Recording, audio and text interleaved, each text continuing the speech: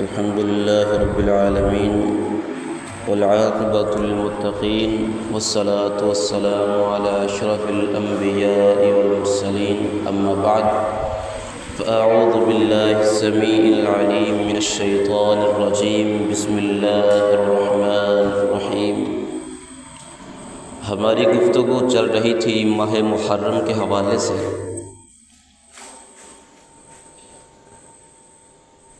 آئیے دلائل کو سامنے رکھتے ہوئے دوبارہ اس کی اہمیت اور اس کی اندر کی جانے والی خرافات کو ایک نظر سے دیکھیے۔ اللہ رب العزت قرآن کے اندر ارشاد فرماتے ہیں، ان عدت الشہور عند اللہ 12 شہرا فی کتاب اللہ یوم خلق السماوات والارض منها 4 حرم۔ سورۃ التوبہ آیت نمبر 36، کہ بے شک اللہ کے نزدیک مہینوں کی جو تعداد مقرر ہے وہ ہے 12، جن میں سے 4 مہینے حرمت والے ہیں، رجب، اس کے بعد ذوالقعدہ، ذوالحجہ اور محرم، یہ 3 مہینے اکٹھے ہیں۔ یہ 4 مہینے حرمت والے مہینے ہیں۔ ان مہینوں کا احترام اہل عرب کفار مشرکین بھی کیا کرتے تھے۔ ان 4 مہینوں کے اندر وہ برے کام چھوڑ دیتے تھے، حالانکہ اگر کوئی والد کا، باپ کا قاتل بھی ان کے سامنے آ جاتا تو وہ اسے کچھ نہیں کہتے تھے، اسے چھوڑ دیتے تھے، اور قتل و غارت بھی بند کر دیتے تھے۔ محرم اسلامی تاریخ کے اعتبار سے اہل اسلام کے لیے، تاریخ اسلام کے لیے بہت ہی اذیت ناک مہینہ ہے، کہ اس مہینے کے اندر مسلمانوں پر جس طرح سے ظلم و ستم روا کیا گیا، بلکہ اگر یہ بات کی جائے، یکم محرم الحرام سیدنا عمر بن خطاب رضی اللہ تعالی عنہ خلیفہ ثانی امیر المؤمنین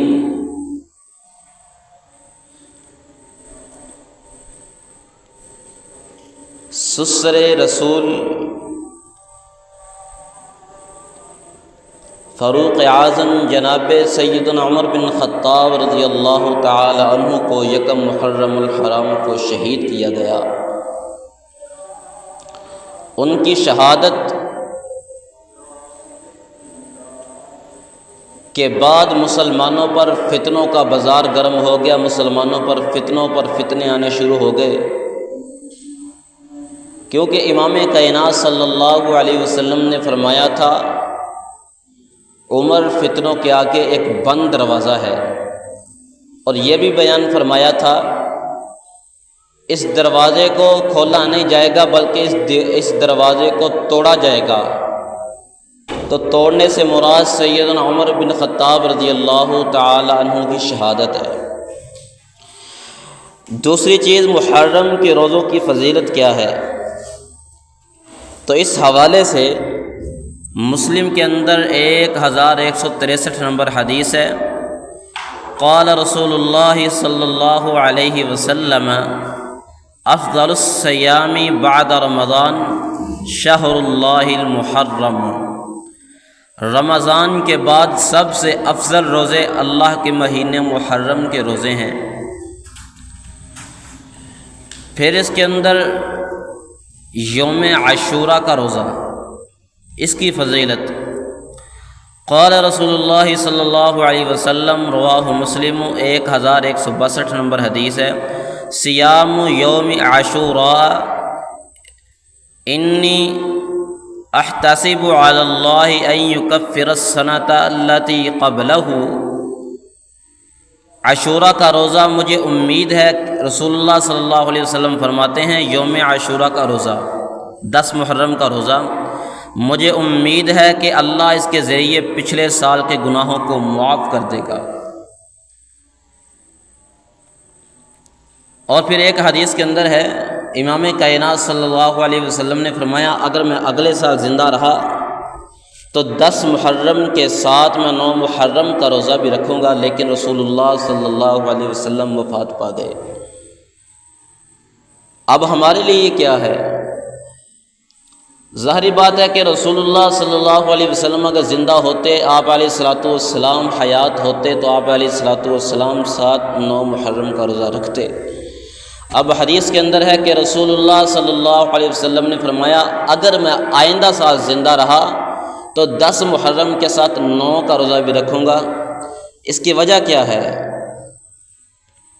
جب مدینہ کے اندر آئے رسول اللہ صلی اللہ علیہ وسلم، دیکھا کہ یہودی 10 محرم کا روزہ رکھتے ہیں، انہیں پوچھا گیا کہ یہ کس لیے کرتے ہو؟ وہ کہنے لگے کہ اس دن اللہ رب العزت نے موسیٰ علیہ الصلوۃ والسلام کو فرعون کے ظلم سے نجات دی تھی۔ امام کائنات صلی اللہ علیہ وسلم نے فرمایا ہم تو زیادہ حقدار ہیں، کیونکہ موسیٰ علیہ الصلوۃ والسلام ہمارے بھائی ہیں، اس لیے ہم زیادہ حقدار ہیں کہ ہم روزہ رکھیں۔ پھر آپ نے فرمایا کہ یہود و نصارہ کی مخالفت کرو، وہ 10 کا روزہ رکھتے ہیں، تم 9 کا رکھو۔ 9 کا نہیں رکھ سکتے تو 10 کے ساتھ 11 کا روزہ رکھو، ان کی مخالفت کرو۔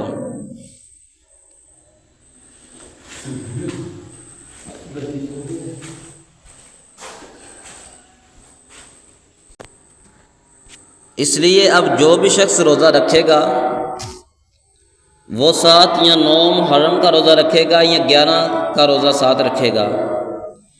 اور چوتھا کام جو اس مہینے کے اندر کیا جاتا ہے وہ ہے نوحہ و ماتم کرنا۔ صحیح البخاری کے اندر 1294 اور مسلم کے اندر 103 نمبر حدیث ہے، قال رسول اللہ صلی اللہ علیہ وسلم لیس منا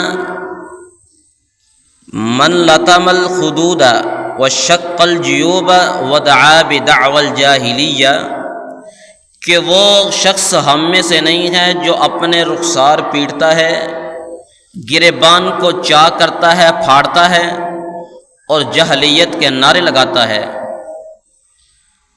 اور 5ویں چیز جو سمجھنے والی ہے، بہت ہی اس پر غور کرنے کی ضرورت ہے کہ میت پر نوحہ کرنا اس کا نقصان کتنا ہے۔ بخاری کے اندر 1292 نمبر حدیث ہے، قال النبی صلی اللہ علیہ وسلم ان المیت یعذب فی قبرہ بما نیح علیہ، کہ جب میت پر نوحہ کیا جاتا ہے تو اس کی وجہ سے اسے قبر کے اندر سخت عذاب دیا جاتا ہے، اگر اس نے وصیت کی ہو، اس کی رضامندی ہو اس کے اندر۔ اور آخری چیز کہ محرم کے اندر پانی کی جو سبیل لگائی جاتی ہے اس کا حکم کیا ہے؟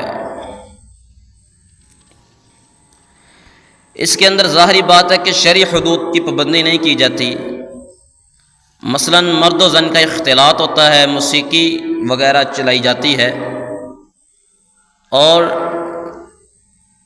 یہ کام کسی غلط عقیدے کی وجہ سے کیا جاتا ہے۔ حالانکہ ضروری نہیں ہے کہ محرم کے اندر ہی سبیل لگائی جائے، جس طرح کہ آج موسم ہم دیکھتے ہیں کہ کتنا گرمی کا موسم ہے، چاہیے تو یہ ہے کہ جگہ جگہ پر ٹھنڈے پانی کا انتظام کرنا، کیونکہ حدیث کے اندر ہے، بخاری 2363 نمبر ہے، فی کلی کبد رطبۃ اجر، ہر تر جگر یعنی جاندار کو پانی پلانے میں اجر ہے۔